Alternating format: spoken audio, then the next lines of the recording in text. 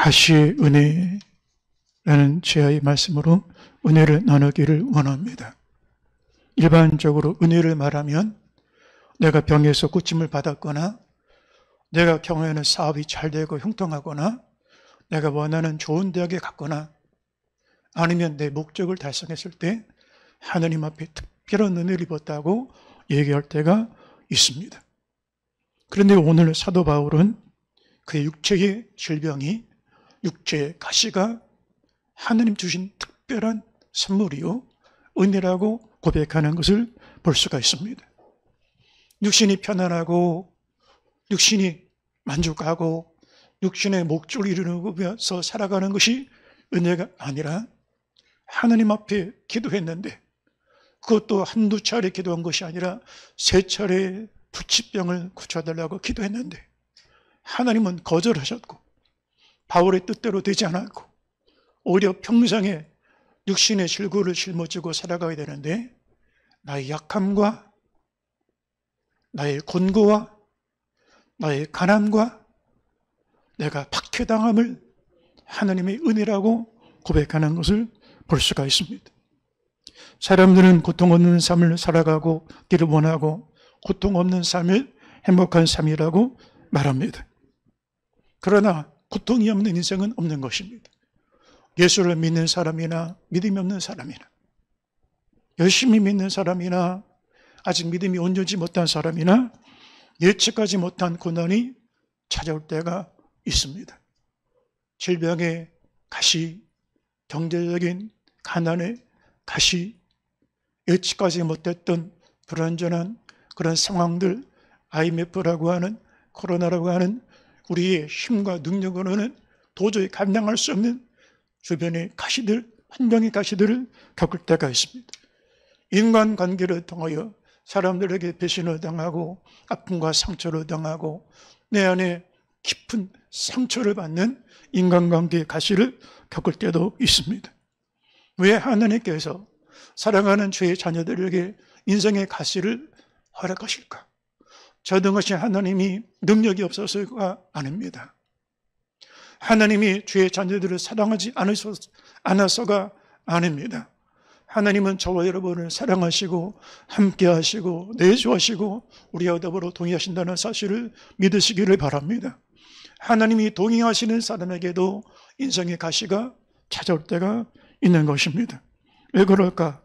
바울이 하나님 앞에 은혜를 받고 깨달은 것이 있는데, 은혜는 삶을 해석하는 새로운 관점을, 새로운 안목을, 새로운 해석을 얻게 되는 그런 이 기준을 발견하게 되었다라고 고백하는 것을 볼 수가 있습니다.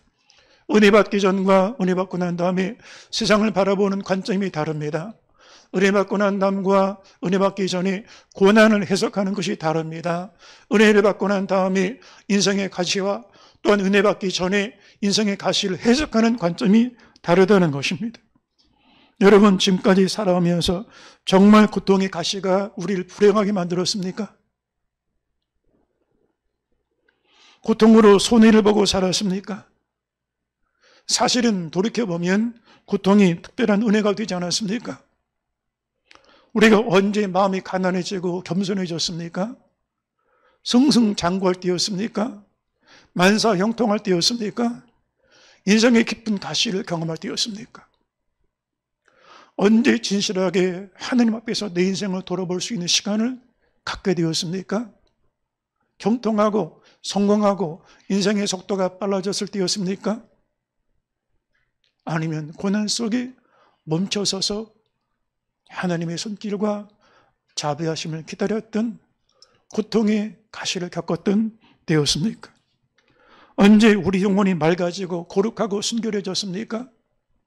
승승장구하고 부족함이 없는 때였습니까? 아니면 사방이 막히고 사망의 줄이 나를 묶고 절망의 순간을 지냈던 고통의 시간이었습니까? 신앙 간증들을 많이 접하게 되었습니다. 근데 열의 열 모두가 공통점이 있습니다. 인생의 가시, 좌절과 아픔, 상했던 시간에 하나님이 그를 만나 주셨다는 것입니다. 인생이 겸손해지고 마음이 가난해지고 세상을 의지했던 끈들이 다 내려놓고 이제는 전능하신 하나님 은혜 앞에 나가게 되었다는 간증을 하는 것을 보게 되어지는 것입니다. 여러분, 지금 이 순간에 겪고 있는 고통의 가시들이 있습니까? 그렇다면 지금 고통의 가시를 통하여 겪고 있는 아픔이 영적으로 돌아보면 지금이 바로 은혜를 경험하는 때요, 하나님의 함께하는 깊은 은혜의 시간들이라고 할 수가 있는 것입니다. 만일 어떤 사람이 사업을 하거나 만일 어떤 사람이 경영을 하는데 원하는 대로 손대는 것만 다 잘 되고 한 번도 100이면 100 실패를 경험하지 못한 사람이 있다. 그 사람 위험한 사람 됩니다. 괴물 같은 사람이 됩니다. 만일 어떤 목회자가 원하는 대로 교회가 한 번의 실패도 경험하지 아니하고 그냥 불같이 부흥을 하고 원하는 모든 것이 이루어지고 그가 사람들 앞에 높임을 받고 대접을 받고 그리고 명성을 쌓게 되어진다면 어떻게 될까요? 그 목회자는 무서운 괴물 같은 위험천만한 사람이 될 수가 있는 것입니다. 우리는 부유하든지 가난하든지 성공하든지 실패를 하든지 존귀하든지 비천에 처하든지 다 질그릇 같은 인생입니다.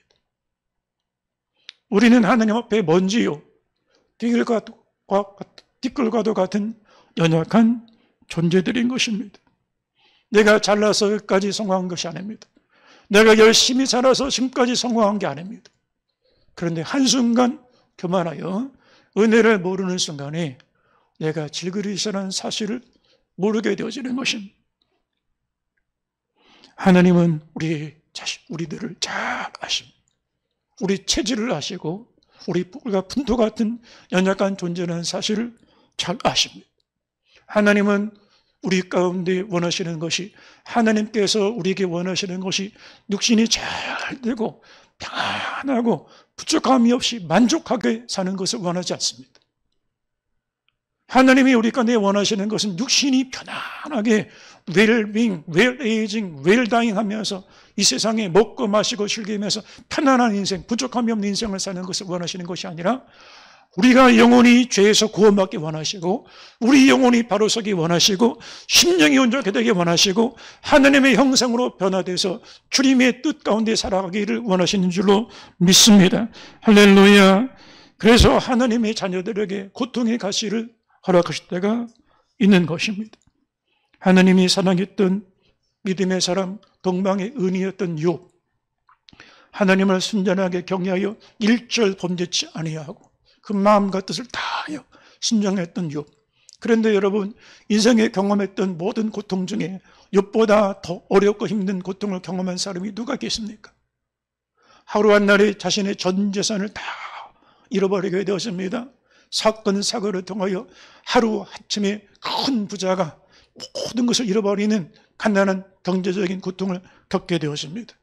사랑하는 10명의 자녀들이 하루 한날 사고로 인하여 죽음을 당하게 되었습니다.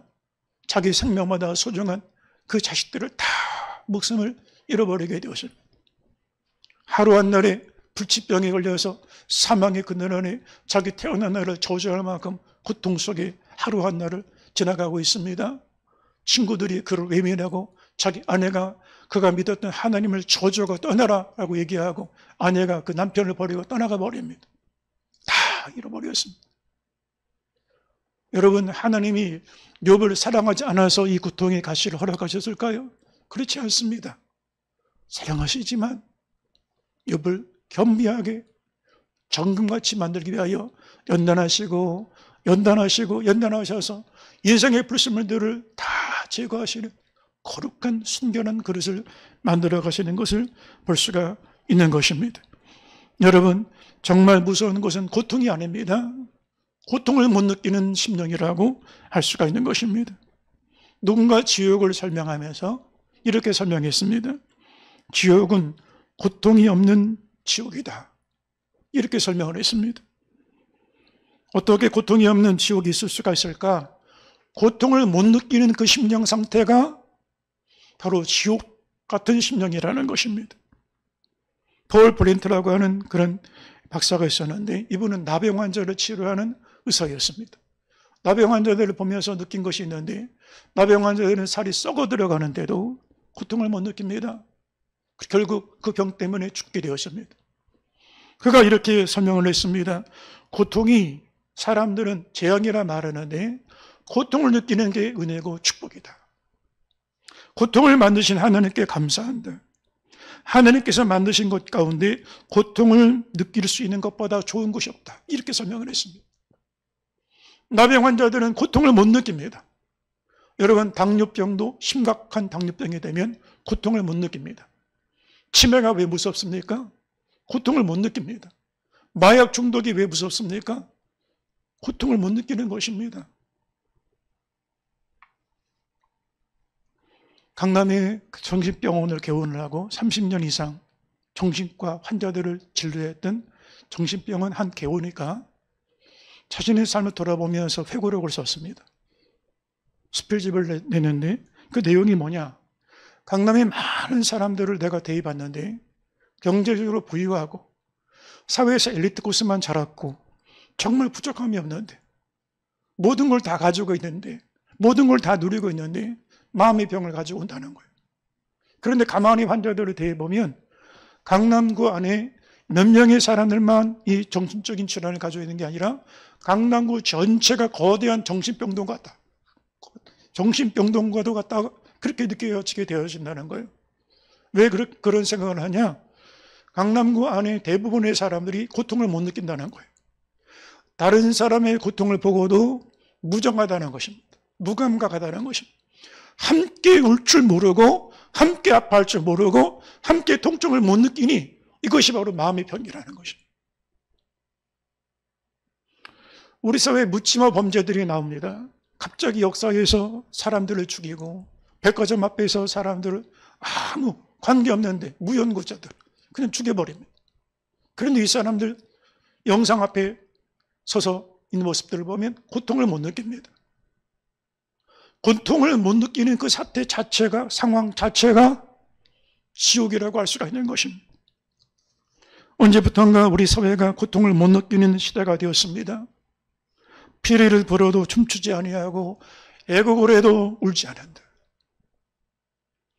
함께 울 줄도 모르고 함께 기뻐할 줄도 모르고 무정하고 무감각하게 살아간다는 거예요. 그냥 나만 잘 되면 되는 거예요. 내 뜻만 이루면 되는 거예요. 그건 기독교가 아닙니다. 믿음도 아닙니다. 얼마나 무서운 사회이고 무자비한 사회이고 잔인한 사회입니까? 암세포가 무서운 것은 암이 말기가 되면 고통을 느낍니다. 근데 초기에는 자각 증세들이 없는 암들이 많습니다. 췌장암이나 신장암이나 대부분 고통을 못 느낍니다. 그래서 무서운 것입니다. 처음부터 고통을 느꼈다면 암을 조기 치료할 수가 있을 텐데 고통을 못 느끼니 사망에 이르게 되는 큰 암으로 발전되게 되어지는 것입니다. 그런데 현대인들이 암을 무서워합니다. 그렇게 암에 대하여 대비도 하고 보험도 들고 여러 가지 준비를 합니다. 그런데 마음의 암은 무서워하지 않습니다. 마음의 암은 육신의 암보다 더 무서운 것입니다. 마음의 암은 어떤 것이냐? 마음이 딱딱해집니다. 마음이 굳어집니다. 마음이 차가워집니다. 이게 마음의 암의 전조 증상들이라고 할 수가 있는 것입니다. 죄를 져도 고통을 못 느끼고 내 마음에 살이 나는 마음을 품어도 가책을 못 느낍니다. 그냥 살이 나는 마음, 분노하는 마음, 용서치 못하는 마음을 품고 살아갑니다. 그 마음의 암이 육신의 암을 만들어버리는 것입니다. 마음의 암세포가 육신의 암세포로 발전하게 되어지는 것입니다. 고통은 하나님이 우리 가운데 주시는 중요한 경고 사인입니다. 교통신호등이 바뀔 때 예비 사인이 있습니다. 먼저 노란색으로 바뀌고 빨간색으로 바뀝니다. 사전에 신호가 있는 것입니다. 세수로 쓰는 고난은 하나님이 사랑하는 사람들에게 보내시는 확성기와도 같다. 경고등이라는 거예요. 자동차를 주행하고 가는데 빨간 경고등이 켜집니다. 그럼 아무리 몇억 원짜리 고급차라 할지라도 멈춰야 됩니다. 아무리 빨리 가고 싶어도 멈춰야 됩니다. 경고등을 무시하고 가면 대형사고 저지르게 되었습니다. 인생의 속도가 빨라지고 내 삶이 승승장구하고 형통하다고 생각되지만 내 마음에 경고등이 켜졌으면 고난의 가시, 하나님의 음성, 멈추라고 하는 사인이고 돌이키라고 하는 사인이고 돌아보라고 하는 사인이라고 할 수가 있는 것입니다. 고통은 또 다른 의미의 축복이고 고통의 가시는 또 다른 의미의 선물인 것입니다. 어느 한 가정의 주부가 결혼한 지 8년 만에 딸아이를 얻게 되었습니다. 이 주부는 경제적으로 부유한 집안에서 태어났습니다. 한 번도 평생에 어려운 일을 겪은 적이 없습니다.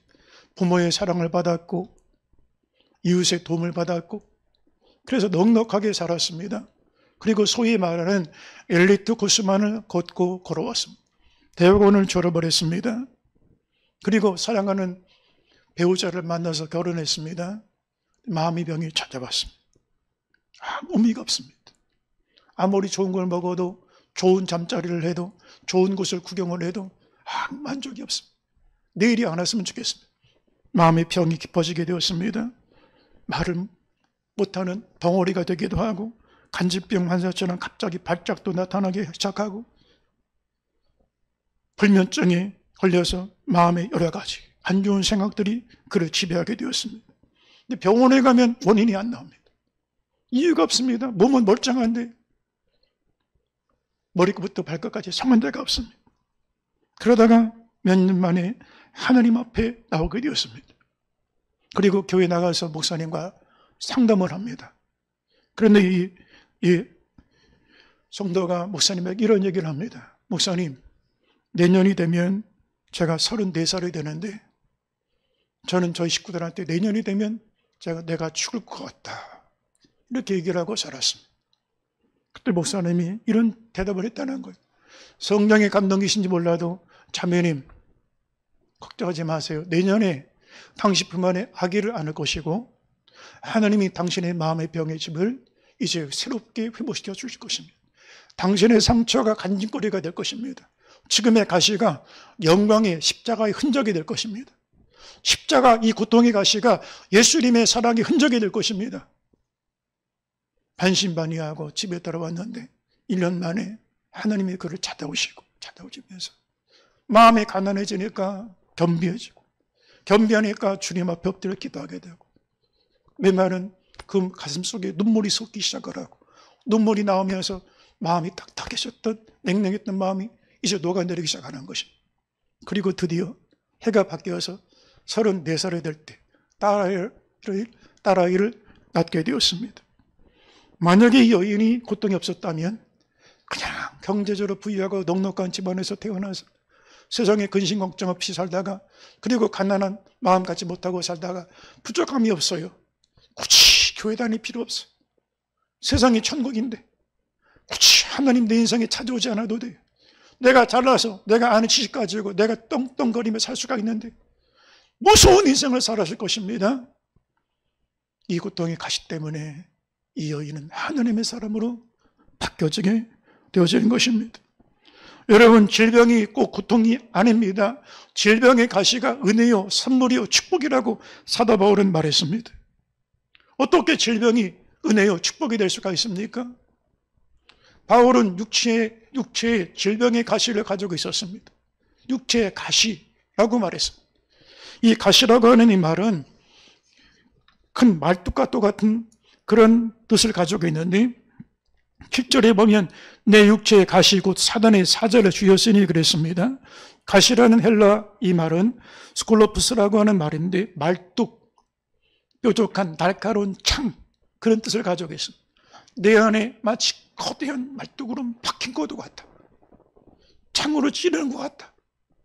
그런데 이 병이 바울의 목회 말년에 생긴 게 아닙니다. 목회를 시작할 때, 선교 시작할 때 초기부터 이 병이 있었습니다.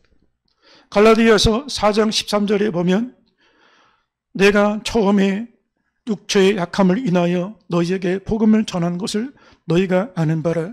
너희를 시험하는 것이 내 육체에 있으되 이것을 너희가 업신여기지도 아니하며 버리지도 아니하고 오직 나를 하나님의 천사와 같이 또는 그리스도 예수와 같이 영접하였도다라고 말씀하고 있습니다. 처음에 갈라디아 교회는 바울이 첫 번째 선교했던 지역이었습니다. 그러니 목회 초년생 때, 선교 초기 때부터 육체 연약함이 있었다는 거예요. 육체 연약함 때문에 성도들에게 시험거리가 될 수가 있었으나, 여러분, 목회자가 목회 열심히 하는데 불치병 가지고 목회합니다. 그러면 성도들에게 시험거리 되지 않겠습니까? 목회자가 날마다 병원에 왔다 갔다 하면 교회의 시험거리가, 걱정거리가 되지 않겠습니까? 그런데 바울이 그 얘기를 하고 있는 거예요. 14절에 너희를 시험하는 것이 내 육체에 있으되. 바울 목사님을 보면 성도들이 참 안타까워요. 어떤 분은 바울의 육체의 가시가 간질병이라고 말하는 분이 있습니다. 갑자기 발작이 자게 돼. 입에 계급품을 물고 멀쩡했던 사람이 발작을 해. 어떻게 목회를 합니까? 실제로 미국의 세들백 교회 릭 워레 목사님은 예전에 간질 증세가 있던 그런 목회자였습니다. 목회자가 설교하다가 발작을 하면 어떻게 되겠습니까? 그 예배 중에 성도들의 시험거리가 되고 걱정거리가 되지 않겠습니까? 또 어떤 분은 바울의 육체의 가시가 안질병이라고 말하는 사람이 있습니다. 시력이 너무나 약해져서 글자를 제대로 쓰지를 못했습니다. 로마의 감옥에서 기도하다가 하나님 감동을 주시면, 말씀을 구술하면 그 더디오라고 하는 서기관을 통하여, 대필자를 통하여 성경을 대신 기록을 했습니다. 불편한 것입니다. 그런데 이 문제가 있음에도 불구하고 갈라디아 교인들은 바울 목사님의 육체의 가시를 보면서 시험거리로 삼지 않았습니다. 걱정거리로 삼지 않았습니다. 왜요? 바울의 약함이 은혜의 통로가 됨을 알고 있었기 때문이라고 말씀하고 있는 것입니다.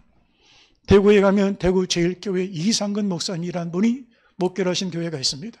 대구 지역에서 가장 알려진 그런 교회입니다. 근데 이상근 목사님은 신구약 주석 전체를 창세기부터 계시록까지 쓰신 한국교회 몇 사람 안 되는 목회자 중에 한 사람입니다. 사실은 이 이상근 목사님은 16살 때 발에 병이 나서 움직일 수가 없었습니다. 건강이 약해서 출입을 못했습니다. 제대로 걷지를 못하니까. 그래서 학교를 가야 될 나이인데 학교를 진학을 못했습니다. 왜냐하면 제대로 걸어갈 수가 없으니까. 어머니가 그것을 고쳐준다고 한약을 붙여줬는데 덫이 나서 우리가 덧나버려서 더 병이 심각하게 되었습니다.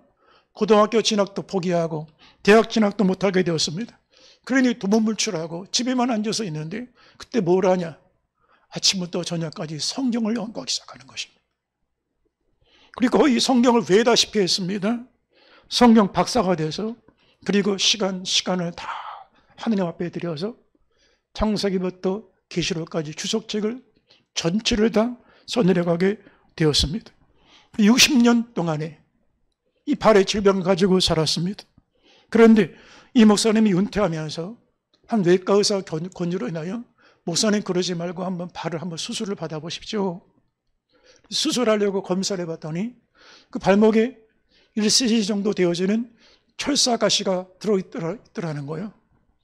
그래서 간단한 수술이기 때문에 이걸 빼내니까 60년 만에 제대로 걷지 못한 발이 멀쩡한 발이 된 거예요.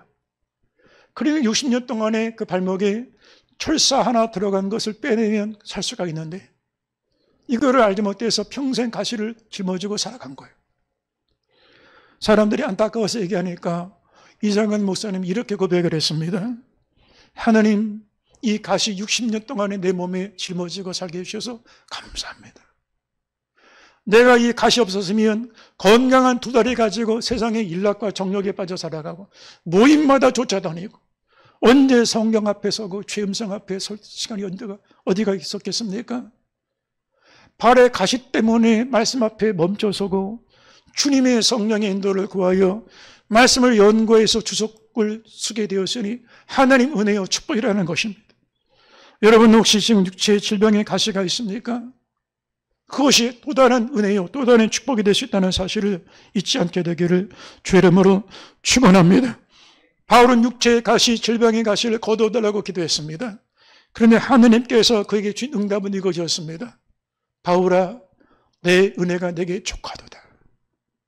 이것이 너에게 충분한 은혜다 하는 거예요. 이는 나의 능력이 너의 약한 것을 통하여 온전케 되느니라.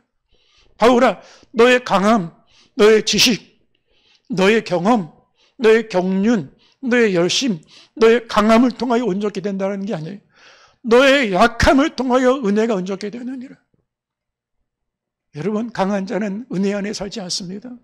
내가 힘이 있는데요, 내가 가진 돈이 있는데요, 내가 알고 있는 지식이 있는데요, 자기 힘을 믿고 살아가지 은혜를 의지하고 살지 않습니다. 여러분, 하나님은 강한 자를 통해 역사하지 않습니다. 은혜는 강한 자에게 역사하지 않습니다. 약할 때 은혜가 임하게 되어지는 것입니다. 할렐루야. 그래서 교회 안에 은혜 받는 성도들 공통점이 있는데, 자아가 강한 사람들은 은혜를 못 받습니다. 성령 충만 못 받습니다. 왜요? 내가 너무 강하니 성령이 들어갈 여지가 없어요. 그 사람의 주장이 강하고 신념과 원칙이 강하고 그 사람의 자아가 강하니 성령이 역사할 여지가 없게 되어지는 거예요. 약함이 하나님 은혜가 임하는 통로라는 사실을 잊지 않게 되기를 주의 이름으로 축원합니다. 사람들은 약함을 감추기를 원합니다. 약점을 감추려고 합니다. 그래서 사람들은 자기 컴플렉스나 그것이 어떤 컴플렉스인지를 몰라도 자기 약한 부분들은 사람 앞에 들키기를 원치 않아요. 그래서 무엇인가 그걸 긴장해야 되고 포장해야 되고 감추려고 합니다. 그런데 은혜 안에 있을 때는 그럴 필요가 없어요. 나는 하나님 앞에 약한 자예요. 나는 하나님 앞에 부족한 자예요. 하나님 앞에 나는 곤고한 자예요. 은혜 안에 나는 온전케 될 수 있다는 사실을 믿음으로 나가 더 하나님을 바라고 더 하나님을 의지하게 되어지는 것입니다. 하나님은 강할 때는 역사하지 않습니다. 약할 때 역사하게 되어지는 것입니다. 여러분, 교회 역사도 마찬가지를 할 수가 있습니다. 중세 1000년의 로마 카톨릭 교회는 교회가 가장 힘이 있을 때였어요. 유럽의 대도시 안에 가장 큰 건축물들 다 천주교 성당들입니다. 그 도시의 랜드마크들 가장 높은 고층 건물들은 다 성당이었어요. 가장 많은 부유함 성당이었어요. 가장 많은 지식인들, 그 시대 엘리트들 다 성당에 있는 성직자들이었어요. 그런데 여러분, 교회가 가장 강할 때 영적으로 가장 곤고했습니다. 1000년 동안의 로마 카톨릭 교회가 강할 때 세상은 더 어두워졌습니다. 오히려 교회는 약할 때 성령이 임하시게 되어지는 것입니다. 한국교회가 점점 강해지려고 합니다. 세상도 힘을 가지려고 하면 교회도 힘을 가지려고 합니다. 세상이 숫자를 얘기하면 교회도 숫자를 말합니다. 말씀보다 숫자를 믿는 그런 교회가 되고 말았습니다. 여러분, 한국교회가 힘을 가지면 그때부터 영적인 힘은 상실한 교회가 되고 말 것입니다. 한국교회가 살 수 있는 길이 무엇입니까? 십자가 앞에 나가 주님 불쌍히 주시옵소서. 나는 아무 의가 없는 자입니다. 하나님 은혜가 아니면 설 수 없고 하나님 은혜가 아니면 살 수 없는 자입니다. 고백할 때 하나님은 그 약하고 약한 자를 통하여 성령의 은혜를 온전케 역사하신다는 사실을 믿으시기를 주의 이름으로 축원합니다. 여러분, 인간관계의 가시를 경험할 때도 있습니다. 가시 같은 이웃, 직장의 상사, 가시 같은 동료, 믿었던 사람에게 배신당하고 아픔과 거절을 당하고 못질을 당하고 또한 버려짐을 당할 때도 있습니다. 그런데 여러분, 그 가시 같은 이웃이 나에게 축복의 통로가 된다는 사실을 성경은 말씀하고 있는 것입니다. 성경의 에브라임 산지 라마다임 소빔이라는 땅에 엘가나라는 사람이 살았습니다. 그런데 두 아내를 함께 데리고 사는데 한 사람은 한나요, 또 한 사람은 브니나입니다. 그런데 브니나는 자식을 낳았고 한나는 믿음의 여인인데 아기를 낳지 못했습니다. 그런데 브니나가 그 한나와 시기질투에서 계속 괴롭히는 것입니다. 아이를 낳지 못하는 여인. 이거는 여성에게 가장 불행한 것이고 가장 큰 재앙이라고 할 수가 있습니다. 그러니 한나가 분인나로 인한 큰 괴로움을 겪습니다. 그 사실을 알고 남편 엘가나가 당신에게 10 아들보다 내가 더 사랑하니 그것으로 만족하면 되지 않겠습니까? 한나는 남편의 말이 위로가 되지 않습니다. 그리고 실로에 있는 회막에 가서 기도하고 엎드려 기도하는데 하나님이 눈물로 기도하는 한나의 기도를 들으십니다. 그리고 마침내 한나에게 태문을 열어주셔서 이스라엘 민족 가운데 가장 거룩한 사사, 흠도 없고 죄악의 기록이 없는 사람 사무엘 선지자를 그에게 허락하시는 것을 볼 수가 있는 것입니다. 왜 한나가 기도의 사람이 됐을까? 왜 한나가 눈물의 사람이 됐을까? 왜 한나가 성령의 사람이 됐을까? 가시 같은 이웃 분이나 때문에 더 기도하게 되어지는 것입니다. 여러분, 가시 같은 이웃이 있습니까? 그들이 나를 세우는 사람이라는 사실을 믿으시기 바랍니다. 그들이 나의 중심을 붙잡아주는 사람이 될 수가 있는 것입니다. 가시를 없애주시는 것도 은혜지만 가시를 허락해 주시는 것도 은혜라고 할 수가 있는 것입니다. 우리는 내가 원하는 대로 응답받아야 그게 은혜요. 내 뜻대로 되지 않으면 그건 은혜가 아니라고 생각합니다. 사업이 잘 되는 것도 은혜지만 사업의 실패를 통하여 하느님 앞에 가까이 나갈 수 있다면 또 그 중에도 하느님 앞에 감사할 수 있는 믿음을 주셨다면 이것은 더 큰 은혜라고 할 수가 있습니다. 질병을 고침받는 것도 은혜지만 질병을 고쳐주지 않으셔도 더 겸손하여 엎드려 기도하고 그리 아니하실지라도 감사할 수 있는 마음, 그 정도의 믿음을 주셨다면 이 믿음은 더 복된 믿음이요 더 큰 은혜라고 할 수가 있는 것입니다. 중국의 유명한 가정교회 지도자였던 워치만이라고 하는 목사님이 있습니다. 무려 1000개의 교회를 세웠습니다. 1000개의 교회를 어떻게 세울 수가 있었을까? 20대 나이에 폐결핵을 알았고 협심증을 알았습니다. 살 수망이 끊어지고 고통 속에 있을 때 한 번은 꿈을 꾸게 되어지는데 기도하다가 꿈을 꾸는데 한 나룻배가 작은 나룻배가 양쯔강을 지나다가 큰 바위턱에 올려서 오도가도 못한 채로 거기 딱 묶여버리기 모습을 보았습니다. 꿈속에서 기도를 했습니다. 하나님, 배가 지나가게 도와주세요. 그런데 꿈속에서 음성이 들립니다. 내가 이 바위를 치워줄까? 아니면 물이 불어나게 해서 배가 그 물 위로 지나가게 해줄까? 그런데 음성을 듣는데 마치만디가 이렇게 대답을 했습니다. 하나님, 바위를 치워주지 마시고 물이 불어나게 도와주세요. 그리고 꿈에서 깨어났는데 깨달음이 있었습니다. 아, 그렇구나. 이 바위를 치워주시는 것은 병을 고쳐주시는 것이고 물이 불어나게 하는 것은 어려움이 있어도 극복해서 살아가라고 하시는 것이구나. 하나님 앞에 주시는 응답이 바로 이것이구나.